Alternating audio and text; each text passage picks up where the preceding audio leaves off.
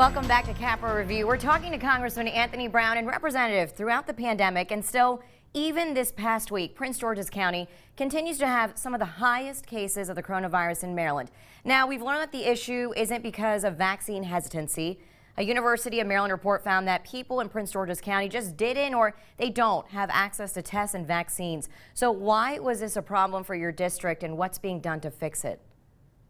Sure, and I appreciate the fact that you point out that vaccine hesitancy has not been a problem in Prince George's County, because I think there was this belief at the outset of the pandemic and when the vaccination became available that communities of color and African American communities would not get the vaccine. And that may be true in some areas of the country, but Prince George's County actually hit the 70% vaccination goal on July 4th, which was originally set by President Biden nationwide. The nation hasn't met it, but Prince George's did.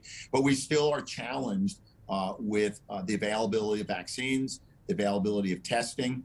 And I do believe that a lot of that lies at the feet of Governor Hogan. Governor Hogan, as the leader of the state of Maryland, who has the ability to prioritize resources where you set up vaccination sites, where you send those vaccinations, also on the testing side as well.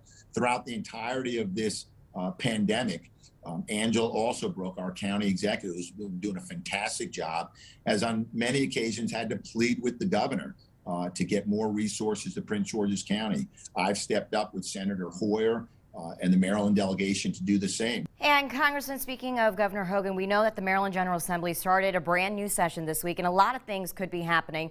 So Governor Hogan says he wants to refund the police. Democrats have been criticizing it, but from your standpoint, what's wrong with the governor's plan? First of all, I don't like slogans. You hear refund the police, defund the police. They're often weaponized, they're politicized. What I think Governor Hogan needs to do is establish a much greater partnership with jurisdictions like Baltimore City, Prince George's County, where we've seen exceptionally high spikes in crime, in violent crime, and work with those county executives, with their state's attorneys and police departments to support them in their effort. The proposal by Governor Hogan talks about, or proposes stiffer penalties for gun possession. And what I'm asking Governor Hogan to do is to join me and those of us who believe we need stricter laws to prevent gun purchases and transfers, gun sales. So if the governor is truly committed to reducing the number of guns on our streets, I don't think you do it on the back end where you're going to just increase the penalties for having a gun. I think you need to do it on the front end and do everything you can to take guns off the streets of Maryland. And I would call on Governor Hogan to join the legislature in that effort and to join the Maryland federal delegation, all of whom, at least the Democrats in the delegation, have supported greater gun safety laws here on Capitol Hill.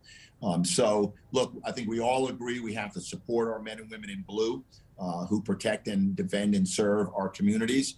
But we also know that we have to take a more comprehensive approach to public safety, things like housing services, employment services, educational services, to go after some of the underlying causes of crime. And I think, again, that's where Governor Hogan's plan is lacking. All right, so your next goal now is to become Maryland's next top law enforcement officer. Why Attorney General, and why now?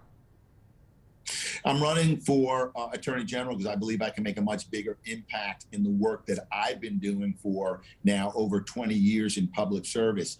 And whether it's addressing issues like affordable housing or quality health care, whether it's ensuring that when we implement the blueprint for Maryland's future, that's our big investments in education, it's done in a fair and equitable way. And as Maryland's chief legal officer, that's the responsibility to make sure that everything we do in Maryland is done with equity, fairness, and justice in mind. There's a big public safety role for the Attorney General, and I look forward to working with our state's attorneys, our local law enforcement, to make sure that the Attorney General's office is doing everything that it can do to play its part in improving public safety across the state of Maryland. So I'm really excited, looking forward to the campaign, and hopefully I can come back on the show again and talk a little bit more about my plans as Maryland's next Attorney General. Congressman, we would love to have you back. Thank you so much for being here and for your time. Thank you. Happy New Year. Happy New Year. And we've got the latest that's happening on Capitol Hill coming up next.